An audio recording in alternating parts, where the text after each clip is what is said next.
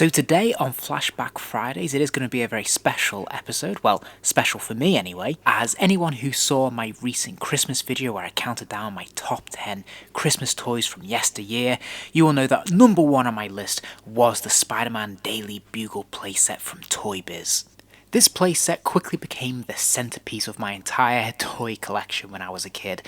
It seems so huge to me when I was a child, and even by today's standards, it's still pretty big even as an adult. And funnily enough, revisiting it for this video, I think this playset works just as well now as a diorama piece as it did back then as a centerpiece for all of your toys. So as ever, let's start with the packaging. Now this is huge oversized packaging, it's a very big box, and what a fantastic colourful box it is. Now obviously they've gone for a really fantastic illustrated image, so we're getting some real nice pencil artwork here. The colours are nice and vibrant and bright, and one of the things I really loved about this era was, of course, it was tied into the animated series of Spider-Man, which is where I first fell in love with the character. And we have in the top left hand corner that Spider-Man logo there with Spider-Man on the webs over the Spider-Man text, which is absolutely fantastic. I really love this packaging, and I really love the recent Marvel Legends line, which is very retro in its packaging and has recaptured this particular look. So I really like the purple background, and I just think this comes together very nicely. And this image here is really striking, and they've definitely made the most of the space because we've got a number of Spider-Man villains all over the shop, which is fantastic. And we have Dr. Octopus here, we have Venom, the Hobgoblin, and of course Spider-Man front and centre. And I just love this image. There's such a lot going on here. There's such a lot of action. There's such a lot of fun features. Just everything about it looks really fun. It's really eye-catching. It's so colourful. And it just, yeah, it's really evocative of what you want a playset to be. I mean, this screams fun to me. And here it is fully assembled and out of the box, and you can definitely see with mine some of the card inlays at the top there is definitely starting to crease and fold a little bit, so it's not looking its best, but I hope for the purposes of this video you're able to get a sense of what this looked like in its prime, and hopefully it's not too distorted. Now I do remember this being opened on Christmas Day, and I remember my dad assembling this for me, and it taking quite a bit of time, and I was surprised all these years later that it still took me a fair bit of time to put it back together. But it is well worth it. So the central base is a folded piece of card, but there's an awful lot of detail on this. I have to point out some of the little bits and pieces that make this really fun. So it's nicely illustrated. It is just meant to be the New York sidewalk or pavement, and you know, that could have been pretty dull, pretty perfunctory. However, there are loads of little artistic nods in here which make this really fun. So we have things like the little robotic spiders that we can see here. We have newspapers and trash, and on the newspaper we can see Daily Bugle headlines such as Venom Escapes or Spider-Man Menace. There's an etching in the pavement where we can see Peter Parker and Mary Jane in a love heart. I think is a nice touch. And then we have some more newspapers on the bench and things like this. And there's just an awful lot here that makes this really fun and quite inviting. And for something that could have been quite dull, they've made part of the fun. They've also been very clever with the outer edges of the diorama as well, which is essentially more card, just to resemble the city. However, it's quite layered with lots of different buildings. It actually folds, so there's a sense of dimension to it, and there's lots of famous landmarks here that we can see. We can see the water towers, but we can also see things like the Chrysler Building, which obviously featured very much in the animated series and in the Spider-Man comics. And there's just a real sense that you're getting a proper sense of New York City, even though it's actually quite small, thin pieces of card, but because it's stacked and layered, it's actually very effective. Now, to add more depth to this playset, there are two stand-alone pieces which have a harder plastic around the edges and then a card piece on the front, and these are a little bit bigger because they are dual-sided sort of mini diorama in their own right. So on this one side we can see obviously this battered old shut-up shop, which is pretty cool. Again, the artwork's very nice, and you'll notice it also comes with some little stickers. So I've got one of J. Jonah Jameson just stuck on here. You could stick them anywhere in the playset. But again, nice touch that you can personalise it. And once more, we get a real sense of them having fun with this playset. We have Octavius food, so of course that is Dr. Octopus, and we can see one of his tentacles sticking out the side there. And when we look at the diorama on the side, we can see there's another wanted poster for Dr. Octopus, which I think is very cool. So they've continued the theme right the way around, and then when we flip it, inside we have this sort of very small depth, probably a couple of centimetres, but it creates a sense of Dr. Octopus's laboratory. And once again, it's really the artwork that sells this, because there's not an awful lot to it, but it looks so colourful and so fun and interesting and dynamic. We have some sort of laser beam, some sort of lab equipment going on there, computer banks, and it looks really fun and very interesting. Now, as I said, the depth is really only a couple of centimetres. It's not that big at all, but it is just big enough for the 5-inch scale figures to sit inside. So if we put Dr. Octopus in, then he obviously has those big tentacles. He fits into the scale very, very nicely, actually, and this just about works without looking too snug or too cramped. Actually, this is a pretty nice scale. And no doubt you'll notice there is the interactive saw element as well, which just turns on a nice turnstile. And of course the idea being that this is something that Dr. Octopus can use to entertain Spider-Man when he pops in, which is pretty fun. So it's nice to have this interactive element. There's also another one on this part of the playset as well, which is this big dangly tube, and it has 2 grippers so they can grip Spider-Man when he pops in. And this is, this is pretty fun. I think this is quite imaginative for quite a limited space. They've packed quite a lot in here to make this pretty fun. On the opposite side, we have another one, and this one is very much themed around Venom. We can see Brock Pest Control, we can see a hand coming out of the window, which is a bit disturbing, and some creepy eyes behind that, and again there's like a Venom wanted poster. So this looks pretty cool all in all. It's nice to see the graffiti, and again it's just obviously the artist has had a lot of fun creating this, and it really pays off.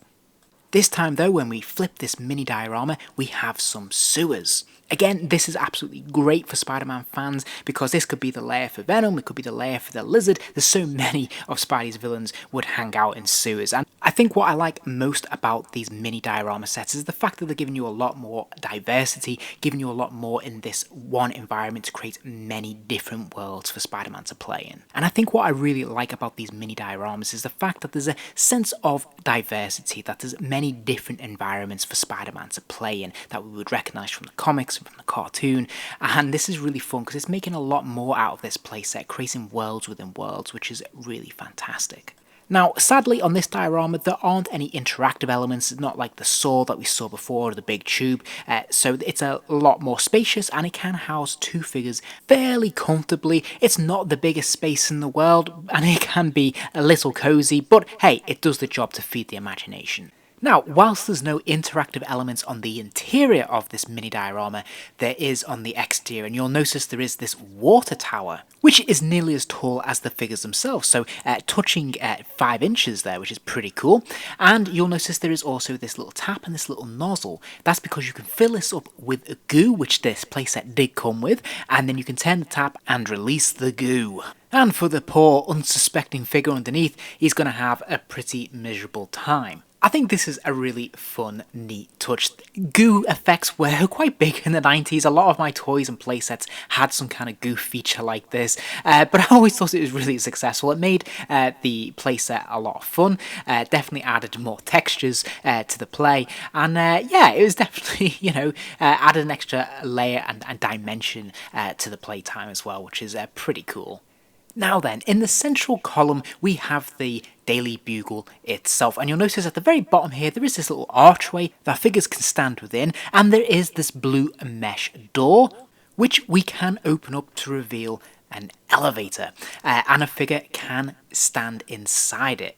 So this is perfectly measured out, where it manages to be just big enough to make it seem like the entrance to the Daily Bugle, and yet your figures can comfortably stand inside this elevator and this archway without looking too cramped, too small, or wasting too much space either. And again, there's a nice level of depth to this as well, which is pretty cool and adds an extra layer of visual interest.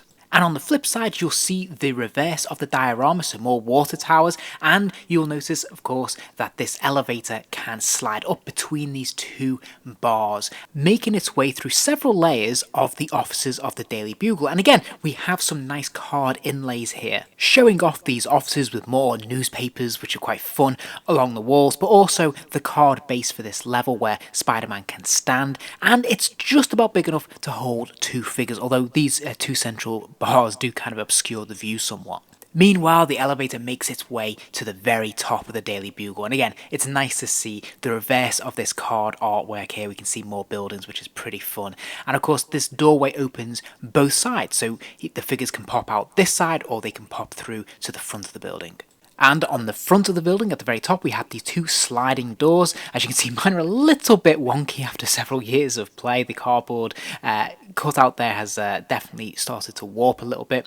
But we can see the elevator makes its way to the top. We can open that door and the figure can pop out. And then, of course, we can close the door and slide those glass panels back into place. So this looks pretty cool, a lot of fun. I enjoy playing with this. And at the very top, there's a nice little touch on top of the Daily Bugle sign there, which is a firm plastic piece. There is a searchlight, which is movable, so it does move from side to side, and it looks up and down as well, which is pretty cool. Now, sadly, it doesn't actually have a bulb or a light in it, which would have been really awesome if they'd done that, but it's still a lot of fun. Now, on each side of the plastic brickwork, you'll notice there are these gargoyle effects where the figures can stand, or, you know, at least crouch, and they are movable, so when another figure comes along to kick it out of position, it will crumble. So this is quite a nice destructive element to this building and creates a sense of danger. Now, if you take a bird's eye view at the top of this platform, you will see that there is a suspicious looking trapdoor.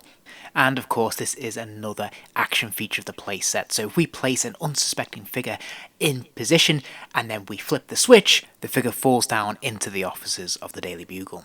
But we're not quite done yet for action features, because there is another one that's well worth mentioning. So on the right hand side, you will notice there is this brightly coloured plastic crane with a very convenient hook on the end. Now, this plastic piece just sits onto the cardboard backdrop, and this feels quite secure and quite stable, which is fantastic. And you can position that hook to grab onto something like Scorpion's tail and then lever it up into position. And it is articulated, so it can swing from side to side and lift up and down as well.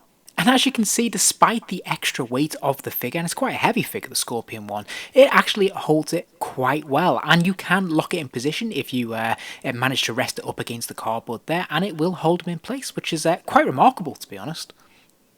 Now, the playset does come with a giant trash can, which is articulated, so you can put things inside it. So you might want to put a figure in there, for example. In this case, I'm using Craven the Hunter. And again, you can see at the end of this skip or trash can or whatever you want to call it, I've put another one of those loose stickers. And again, this is really nice. Spider-Man, a force for good or evil. And it has a slight look of a Steve Ditko image, I think. Or at least that's what it reminds me of.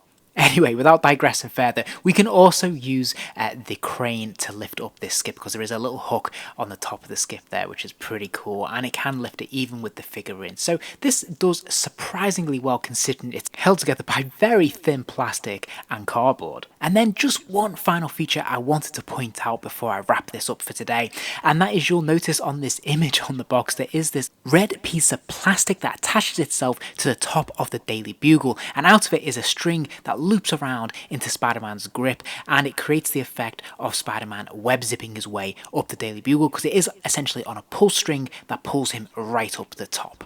Sadly, mine seems to have gone AWOL, which is very frustrating because I definitely do have it somewhere, but it seems to have liberated itself from the packaging for the time being. And so there we have it. Now, I have to say, I have tremendous affection for this, obviously. It was a great Christmas present, but it stayed a firm favourite for me throughout all my play for the rest of my childhood years, really. It was always the centrepiece. All the action took place in and around the Daily Bugle, and I think one of the key things about that makes it so much fun is the fact that it is very diverse. As I mentioned before, having lots of different environments in the one environment is really cool, and I think there's enough fun, interesting action features here to make play continually interesting and different. And hopefully, if nothing else, you can get a sense of the scale when you see how many figures you can put in this quite comfortably without it looking overcrowded.